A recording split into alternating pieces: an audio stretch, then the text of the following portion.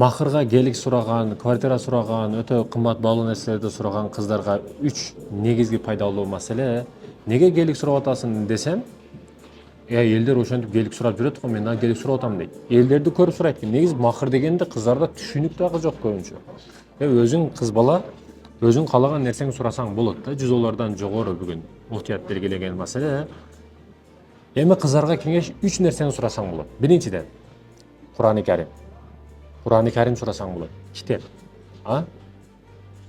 Бир комната китеп сурайсыңбы, бир КамАЗ китеп сурайсыңбы, күйөөңдөн ошо китепти сурасаң, биринчиден күйөөңдүн урма сыйы дагы ашат, мээрим махабаты дагы ашат. Бул чындап балдарыма тарбия бере турган.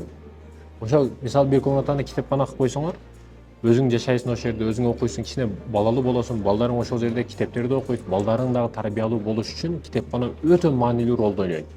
Сен билесиң, эриңдин үйүндө китепканасы жок. Ошондуктан китепкана десең, же китеп десең, бул эриңе дагы өтө катуу удар берет жан дүнөсүгөчү. Сага чындап байланып калат эриң. Боло турган кыз экен бул дейт да. Бул биринчи сурай турган нерсең. Мен бул нерсени кеңеш катары силерге айтып атам. Экинчиден, умра. Умрага алып барып келиңиз десеңиз, бул эң жакшы өмүрүңдөгү табылгыс саякат болот. Мен 100% гарантия берем бул нерсеге.